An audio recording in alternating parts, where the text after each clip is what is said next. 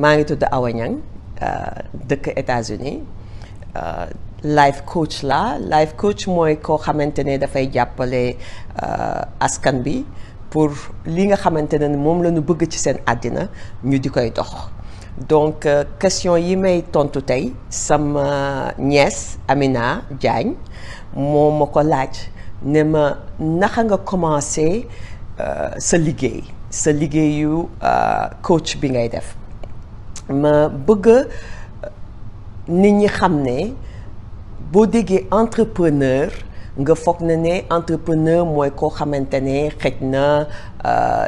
am na succès ci àddinaam walla succès nekk loo xamante ne am na xaalis mais entrepreneur pour man mooy koo xamante ne suba ba jant soo yaa ngi xëy ci am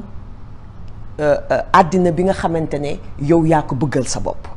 te buñ ko tëralee noonu dinañ xam ne ñu bari ñu ngi ci mais xamuñu ne ñu ngi ci donc sunu papa ya suñu yaay yi ñoo ak sunu askan bi ñoo ko jiite ñun ñu topp ci nit ñi nga xamante ne foog naa moom lañ ko mooñee mooy ku nekk am na loo bëgg ku nekk am na foo xamante ne boo fa tolloo ci sa àddina yaa ngi commencé question wu lan laa bëggal sama bopp mooy li nga xamante ne moo gën a naturel ci ki ñu doon donc bi mu commencé ci man mooy boo amee papa ju la jiite yaay ju la jiite mag yu la jiite askan bi jiite la je pense que c'est tout à fait naturel à un moment donné ci sa àddina nga ne man lan laa bëggal sama bopp donc entrepreneuriat foofu lay commencé mooy toog ba ne man lan laa bëggal sama bopp donc nekk na ñoo xamante ne dafay teel a ñëw ci ñoom nekk na ñoo xamante ne dafay ñëw ci nit ki bi nga xamante ne dem na ba màgg donc man mu ngi commencé vraiment bas âge pourquoi parce que ñi nga xamante ne ñoo ma jiitu ci yoon bi commencé woon naa di leen gis di leen roy donc ci la commencé ci man mais nekk na loo xamante ne wax dëgg yàlla c'est pas parce que da nga am xaalis wala képp koo xamante ne yaa ngi xëy suba ba jant soo bëgg àddina bi nga xamante ne yow yaa ko bëggal sa bopp yaa ngi ciy dox entrepreneur nga. beneen question bi nga xamante ne moom la ma Amina laaj mooy lan laa xam ne su ma ko xamoon ba may commencé dina yombal yoon bi li nga xamante ne moom la nit ñi waxu la mooy ne mënuloo soppi dara ci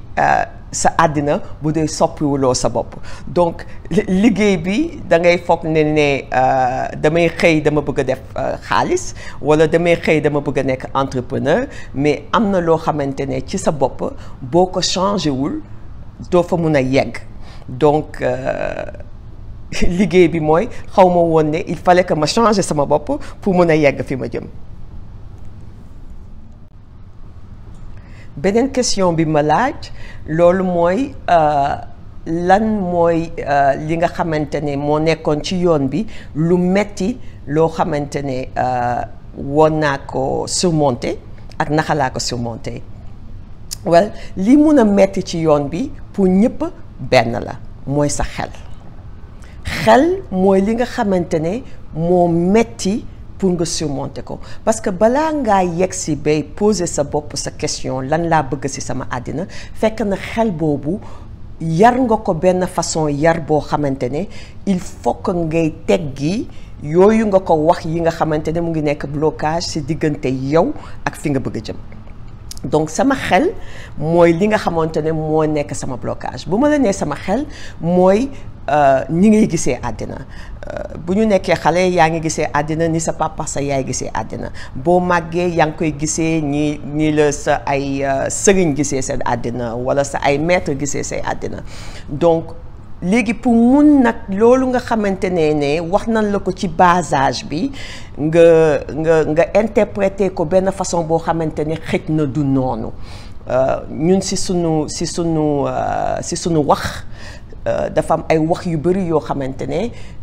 bu dee di da nga ko jàpp dafay andi tiitaande ci nit ki ba nga xamante ne du mun a yegg fi mu munti yegg tiitaande yooyu mooy lan mooy wolof Njaay wax na ko nee na yéene néeg la borom moo ciy fanaan donc dañu nekk ak nit ñi mais li ngay gis lu ñaaw lépp ci nit ñi c'est parce que nekk na ci yow mais léegi ñaawaay boobu ku dëkk ci yendu ci suba ba jant so di ko wax sa bopp bu yàggee da ngay téye sa ay tànk donc ci yoon bi lan moo ci gën a metti li ci gën a metti mooy dindi ñaawteef yooyu ngay gis ci nit ñi wala di ko wax ci nit ñi wala di ko gis ci àddina ba nga xamante ne léegi yow mun ngaa feex ba sa xel mun la andil lu bees parce que nit ki bu munul am xalaat yu bees du mun a jëm fi mu mun a jëm donc noonu laa tontuwee question boobu foog naa xel mi moom la ñu war a raxasaat pour mun a jëm fi ñu jëm. beneen question bi mooy est-ce que technologie bi nga xamante ne moom la ñu nekk léegi mun na jàppale nit ba mu jëm fi mu war a jëm